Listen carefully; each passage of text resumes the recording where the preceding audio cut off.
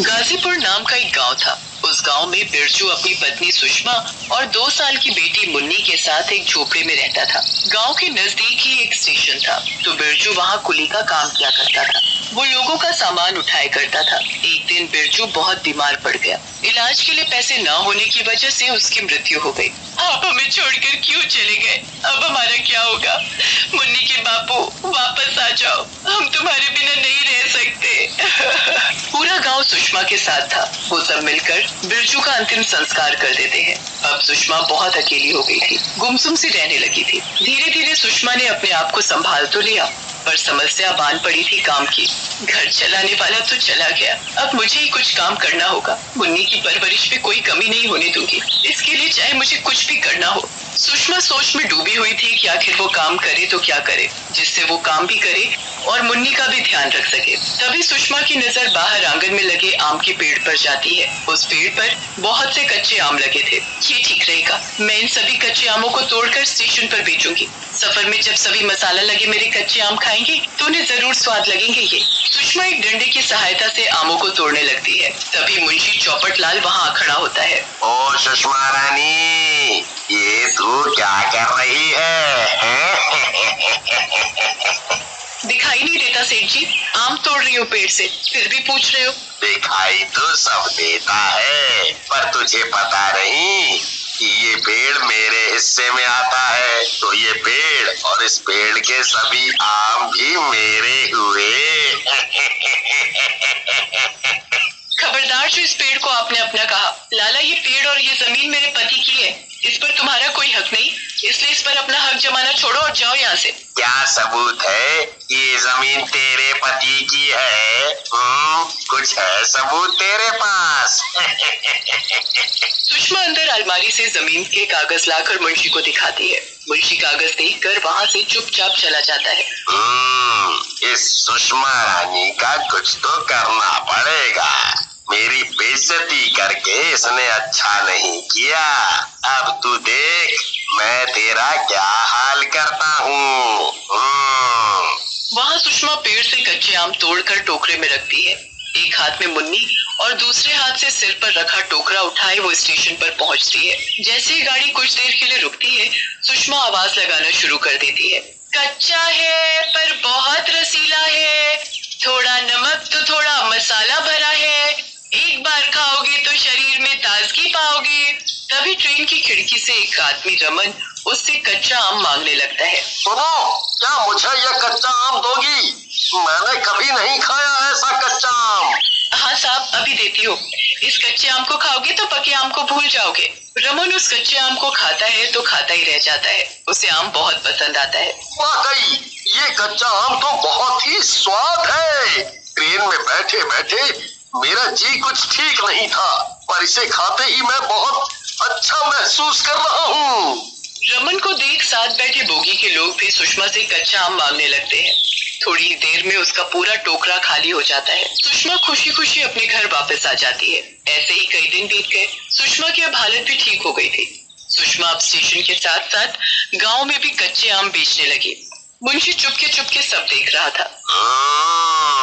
आज मुझे इसका कुछ करना ही होगा। मेरा पेड़, उस पर लगने वाले सभी आम भी मेरे, और कमाई किसकी? इसकी। ये मैं नहीं होने दूंगा। अपना आम का पेड़ तो मैं वापस लेकर रहूंगा। अगले दिन सुषमा जल्दी उठकर स्टेशन जाती है, क्योंकि आज ट्रेन सुबह 4 बजे आनी थी। सुषमा अपना कच्चे आमों का टोकरा लेकर खड़ी ही थी कि ट्रेन से सभी लोग एक साथ उतरने लगे। बहुत भीड़ हो जाती है। भीड़ का फायदा उठाते हुए छुपा हुआ मुंशी सुषमा को ट्रेन के नीचे धक्का दे देता है। तभी ट्रेन चल पड़ती है। ट्रेन के चलते ही सुषमा और उसकी बेटी ट्रेन के नीचे आने से मर जाते हैं। अच्छा हुआ, भला टली। मुंशी वहाँ से चुपचाप चला जाता है। ट्रेन भी वहाँ से जा चुकी थी। पटरी पर माँ बेटी मरे पड़े थे। किसी ने उन्हें गिरते हुए नहीं देखा, किसी ने उनकी जान नहीं बचाई। वहाँ मरी हुई सुषमा से तभी आत्मा निकलती है और चुड़ैल बन जाती है। मुन्नी, हे भगवान, तूने कैसे कैसे दिन दिखाए। तू मुझे मार देता, पर तूने मेरी बेटी को क्यों मारा? ये सब इस ट्रेन में बैठे लोगों की वजह से हुआ है। ये लोग मुझे धक्का नहीं देते तो मेरा और मेरी मुन्नी का ये हाल नहीं होता। मैं किसी को नहीं छोड़ूंगी, सबको मार दूंगी। चुड़ैल अपनी बच्ची के शव को उठाती है और किसी सुनसान जगह पर जाकर उसे गाड़ देती है। उस पर थोड़े फूल चढ़ाती है और वहाँ से चली जाती है। अगले दिन चुड़ैल घूंघट ओढ़े स्टेशन पर आम बेचने जाती है। सुनो, क्या मुझे ये आम दोगी? यहाँ स्टेशन पर कुछ ढंग का तो है नहीं खाने को, तो इसे ही खा लूं मैं। इसे खाने से कम पेट को कुछ तो राहत मिलेगी। अरे साहब, कुछ क्यों, बहुत राहत मिलेगी, क्योंकि ये मेरे कच्चे आम है। इन पर मैं खास मसाला डालती हूँ। एक बार खाओगे तो बार बार मांगोगे मेरे ये कच्चे आम। तो फिर देर किस बात की? लाओ लाओ, जल्दी लाओ, नहीं तो मेरी ट्रेन छूट जाएगी। मुसाफिर हाथ में कच्चे आम लिए फटाफट ट्रेन में चढ़ जाता है। अपनी सीट पर वो आराम से बैठता है और कच्चे आम खाना शुरू करता है। इतने में ट्रेन भी चल पड़ती है, पर थोड़ी ही देर में मुसाफिर को घुटन महसूस होने लगती है और वो अपना गला पकड़कर तड़पने लगता है। उसके मुंह से खून बहने लगता है और वो तभी मर जाता है।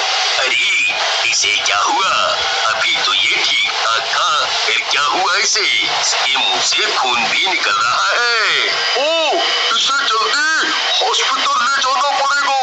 जल्दी करो। अरे, ट्रेन को रोको। ट्रेन रुकते ही पुलिस को बुलाया जाता है ताकि वो उसे हॉस्पिटल ले जा सके, पर जब पुलिस उसकी जांच करती है तो वो मुसाफिर पहले ही मर चुका था। वहाँ चुड़ैल अपने सभी आमों में मसाला लगाने में व्यस्त थी।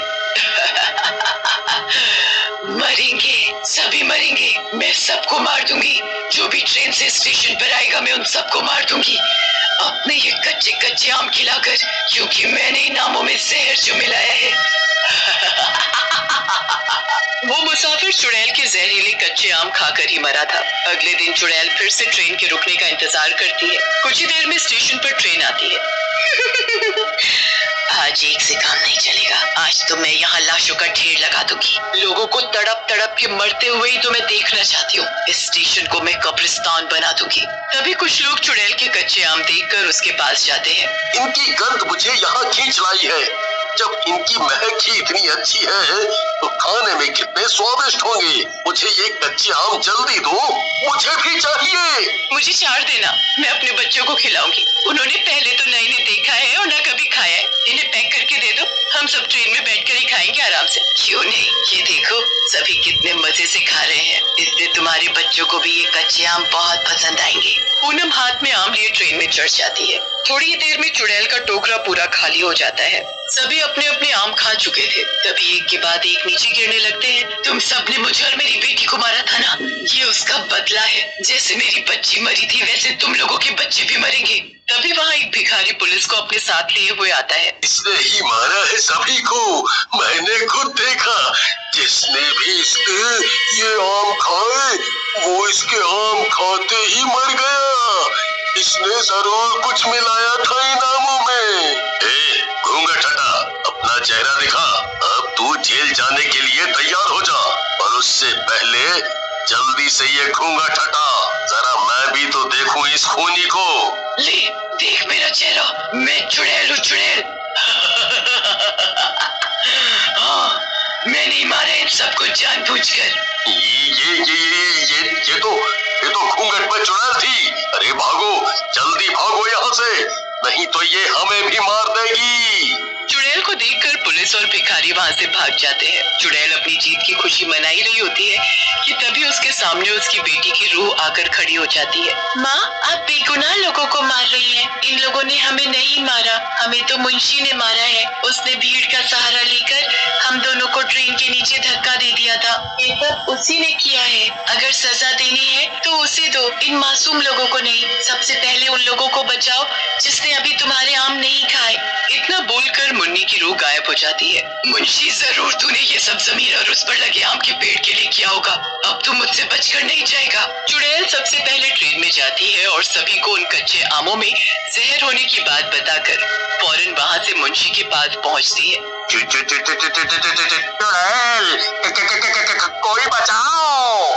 यहाँ तुझे कोई नहीं आएगा बचाने मुंशी लाला। पहचाना नहीं क्या? मैं सुषमा।